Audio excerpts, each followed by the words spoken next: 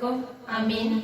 Isin kabajamtoonni jaalatamtoonni abbootni keenya barsiisonni keenya miseensonni waldaa duukaa buutotaa biyya alaaf biyya keessaa kan jirtan akkamiinis yoo nageessan. Ameen waaqayyo gooftaan tiksee bakka jirruuf haala jirrutti yeroo kanaaf guyyaa kanaan kan nu ga'e maqaan isaa kan galateeffameef olol kan jedhe teessoo isaa aariyaan irratti nuuf haa ta'u. Baga nuuf dhalatte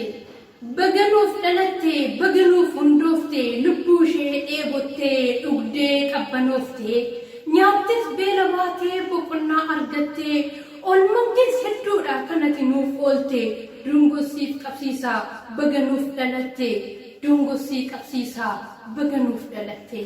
Dhalachuu keessanii nuti hedduu gammanne dukkana keessaa ifatti waan baaneef ificha waan beekneef ittiin waan ilaalleef abboommii isaas beeknee ittiin waan jiraanneef lubbuu isaa nuuf laatee ittiin waan fayyineef. Wareegamummaadhaan nuuf hundeessitanii lubbuus itti laachaa aarsaa of gootanii afaan sabni beekuun barsiisuuf kaatanii dhugaan wangeelarraa isiniif gallaanii duuka bu'oonni isaas kana raawwatanii ammas nuuf jabaadhaa karaa irra jirtanii hanga isa dhumaatti isin haa dhaabu waaqni. Hanga isa dhumaatti isin haa dhaabu waaqni. Akka daawitiidhaa keessatti of ilaallee maqaa abbaa jennee mallatteeffachuullee caqasa wangeelaa baasnee dubbisuullee afaan beeknuun faarsaa aarsaas dhiyeessuullee karuma keen barre dhugaa soban qabne duraan kanan beeknu nuti kanaaf gammanne. Warra fagoo jirruuf baga dhalattanii osoo gooftaa qabnuu hinduun lubbuuni.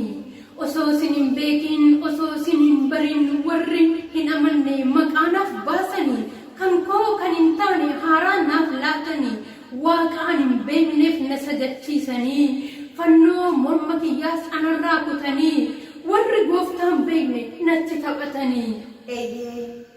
Eeyyee naaf dhufte waldaa koo misiraachoo qabdee waaqummaa waaqayyoo haalaan na barsiiftee afaan ani beekuun ana hubachiiftee fannoo kee kutuurra morma laadhu jettee fannoon humna keenya jettee na barsiiftee isa narraa cite deebitee naaf hiite maqaa koo badallee deebitee naaf laatte fira osoon qabaanne dhiiga koo naaf taate nakaa dhimatteetta dhugaan na jaallatte. Of wayyoo yaa jiruu koo anoon manjoora yooman rooma. Mee maaluma taatee hafuura baafattaa akkasis dhiphatta. Kun gaafii gaariidha. Takkaa na dhageessa. Dhiphuun kiyyaas kana xiqqoo sitti odeessa. Nyaadheen tasgabboofne uffadheen miidhagne. Mana ijaarranne boqonnaan arganne. Umuriin kiyyaas deeme ammaalan hin taane. Huggum yaa jecha kee jecha ogummaa dhabe ammaafan dhagaye. Xiqquman si gorsaa mee anaan dhageessaa wanti eebban qabne duwwaadha martisaa.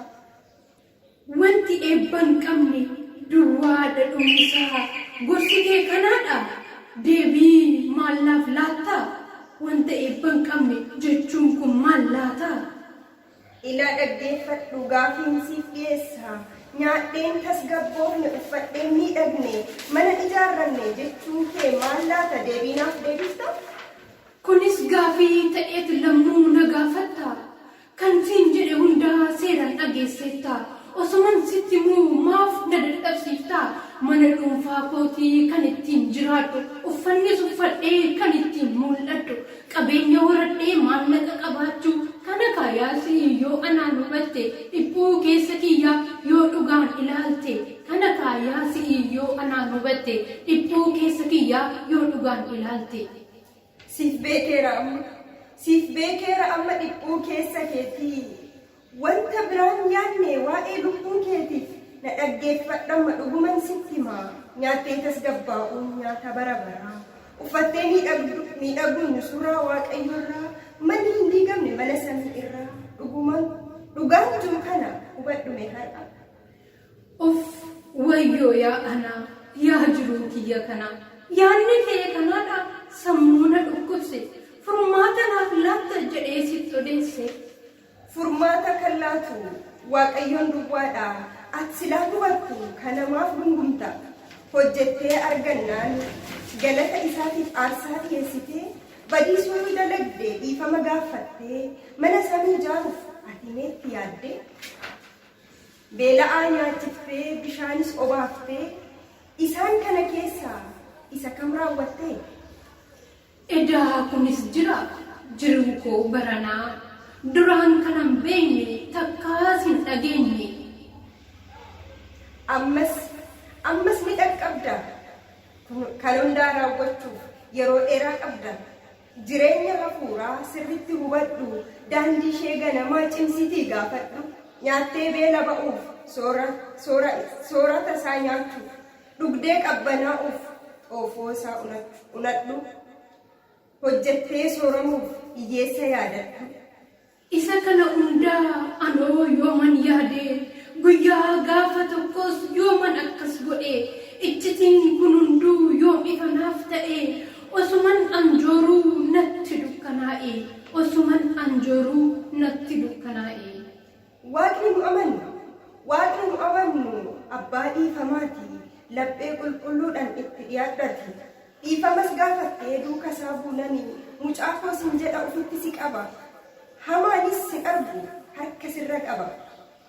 Yaa jireenya foonii of na dagachiifte isa darbuu hundaa na fuuldura qabdee jireenya afuuran addana taasiftee addunyaarraa fuutee natti abshaalomtee wanta mimmiidhagaa na fuuldura qabdee nagaatti siin jedhe gowwummaan koos ga'e garaa kee ilaalu lammata deebi'ee yaa jireenya afuuraa dhufe sinaaf wayya kan ittiin fayyitu si lubbuun kiyya isa kalee darbee hundumaa dhiiseera uumaa lubbuu kootiif an booji'ameera of duuban deebu addunyaa jaalladhee an akka deemaasi takkaa deebi'eera yommuun ba'u asi of duuban deebu addunyaa jaalladhee an akka deemaasi takkaa deebi'eera yommuun ba'u asi takkaa deebi'eera yommuun ba'u asi. Ameen kakasih kan nu jalqabsiisee kan nu xumursise maqaan abbaa keenyaa kan galateeffame